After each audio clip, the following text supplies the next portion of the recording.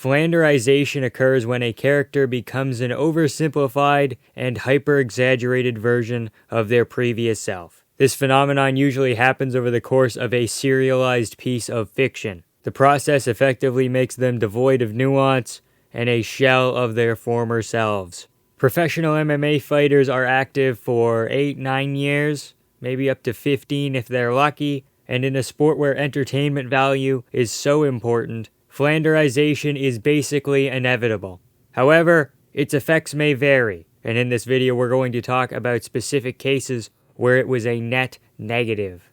Conor McGregor burst onto the UFC scene in 2013, and he broke the mold of what an Irish person could be in Western media. It's kind of a broad stroke, but before him, it was simply a role. The drunken Irishman, the fighting Irish, the luck of the Irish. But in those early days, he showed that he was more by flipping some of those concepts on their head. You wouldn't know it by looking at him today, but Conor McGregor largely avoided the partying scene, the same one that even all-timers like GSP and John Jones had still fallen into. The fighting Irish is about toughness and rowdiness, but McGregor, while still being tough, mostly kept his composure. He was introspective and self-aware of the struggles that successful mixed martial artists before him had faced. I mean, you look at the guy fight, the word has become so overused, it's not even funny, it's lost all its meaning. But he had aura. He had aura before aura was a thing, you know? And you could really just feel it in the air. It was not luck, it was preparation and visualization. That's in complete contrast to today. He has fully leaned in to being brash, arrogant, impulsive, and an alcoholic. A real Irishman. He hasn't said or wrote a quote that's really turned heads in ages.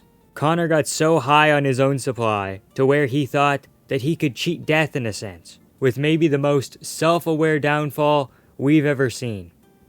He says, "I am no celebrity," while still signing up to do acting gigs and appearing at red carpets. He talked a lot about how everybody would get comfortable, but he was relentless. He wasn't going to slow down like the others. He was going to manage his time and his career and find ways to stay motivated. Going back to the last time we saw him in the octagon, right before the Poirier fight, he said he was going to make Poirier leave on a stretcher, and that Dustin was a dead body. Mystic Mac wasn't entirely wrong. He was projecting. He knew that he had an ankle injury, and he also knew that it was a very real possibility that it would break and leave him in a heap on the canvas. He also knew subconsciously that if anything, he was the one who looked like a dead body. The weight cut wasn't too crazy for Poirier, McGregor looked worse. And recently, he's been simply relegated to, "Say the line, Bart." He's a one-trick pony now. From a young McGregor on TV saying that he avoided partying. The quote was, "Partying is weak for the soul," and then he dove headfirst into that life anyway. D. Devlin is obviously supportive of the behavior, but that's just another thing that McGregor ended up representing, right? He has to be a rich playboy, sleeping around simply because that's what rich celebrities do. Now, in contrast to being a celebrity and being famous, Sean Strickland was a man of the people. We heard about him early with the Jack Marshman and Brendan Allen performances, and he was a pretty down-to-earth guy whose political opinions lined up with, I would say, the majority of the fan base. And he has a really defined look. You see Strickland from 100 feet away, you can probably make out who that is. And he was a company man, while also not completely sucking off the UFC. He levied criticism pretty often. Makes it to the Adesanya fight, not just the fight itself, but the build-up, the aftermath. Everything about that week-long period surrounding the fight was electric. I was making UFC video game content, and I did a full 180 and made a Sean Strickland mini-documentary because I was so moved by his story. Audio quality is shit, editing is bad, but I cried making it, damn it.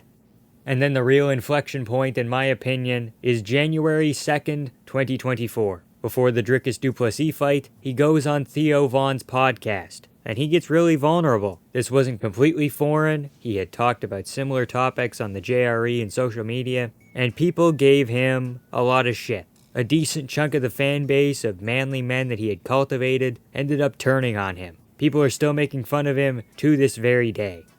So he shelled up and stuck with what was working. Instead of doing the hard work and coming to terms with his feelings and working on himself, he just went back to being one note. The crazy things that he says online have escalated along with general political tensions, but it also means that he's halved his fan base. Not that that's necessarily a bad thing, but for example, Alex Pereira is politically and religiously ambiguous. He does very little media, so there's not a lot of opportunities to embarrass himself.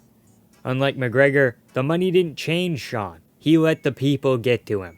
This guy's so cringy, man. We need someone to humble him, right? Those people are partially to blame. The people that threw him away like he was Woody from Toy Story in favor of Drickus. He's Buzz Lightyear, you know? This happened on a pretty large scale.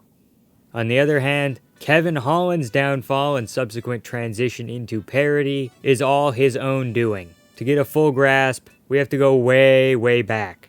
He's on the Contender Series, usual antics, yelling, taunting, etc. And he didn't get the finish, and he didn't get the contract. Thiago Santos was supposed to fight Jimmy Manuwa. Manuwa, out for a light jog, tears his hamstring off the fucking bone. Kevin Holland steps up and loses a 29-28 decision. But the people, they love him. He's so funny, all the celebrities are laughing at him. He begins to put together a win streak, but he's keeping it on the down low. The antics aren't quite where they'd end up being, and then he runs into Brendan Allen. Yikes. Then 2020 is the year of Kevin Holland. And then he starts getting a bit nutty. He's calling out Adesanya, so obviously he wanted the belt. That is 99.9 repeating % of UFC fighters' goal, right? Get the belt, life-changing money, pay-per-view points, the whole deal. And that's also the main benchmark that the UFC looks at to see if they should keep a fighter around. Kevin finally gets a ranked opponent, and Dana White describes what happened as a mental breakdown. I don't completely disagree with that sentiment. It was all about a little moral victory with Kevin Holland. I lost, but at least I made fun of the guy. And then he turns around on 2 to 3 weeks' notice because Darren Till broke his collarbone. And he gives a very similar performance to the Derek Brunson fight. Goofy antics, smothered on the ground, and he just couldn't chin the Italian orc. He really needs a rebound, and he gets headbutted by Kyle Dawkins. He was really trying to win this fight, and it didn't go his way. So he moves down to welterweight. He can make the cut. And this is his chance to finally take things seriously. He gets 2 wins, and takes a short notice fight against the scariest motherfucker in that division. Kevin, no! Kevin! After he loses to Khamzat Chimaev, that's where I believe the wheels really begin to fall off. And he flips that switch, where he comes to the realization that he'll never be a champion at either weight, and that's tough. So then we end up on the current run. Wacky, fun, gatekeeper Kevin Holland. Won't take down Wonderboy because of a gentleman's agreement. Gets some wins against senior citizens. And now he's been relegated to welcoming people to the top 15 and welcoming them to the UFC. And then he goes back up to middleweight. Might as well, I guess. In his last 2 fights, he found himself in positions where the fights weren't fun.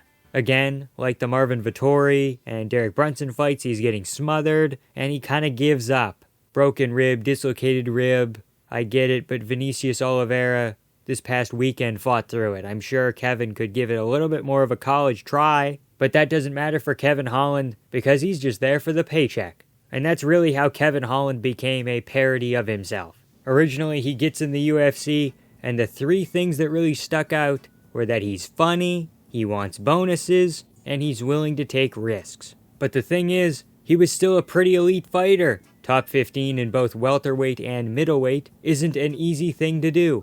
After he really gave it his all, and it just wasn't good enough, he stopped trying. Now every time he loses, he has that look on his face. Well, shucks, I guess I'll get him next time. As far as Flanderization goes, McGregor's was a gradual increase into a very steep uphill portion. Strickland's kind of resembled a reverse bell curve. There was a point where he had gained layers and become a more nuanced and relatable figure, but he shied away because it was easier to be simple. Holland's was up and down, but as of right now, it is in between Conor and Sean. But there's still time for it to go up, as long as he keeps making more death threats.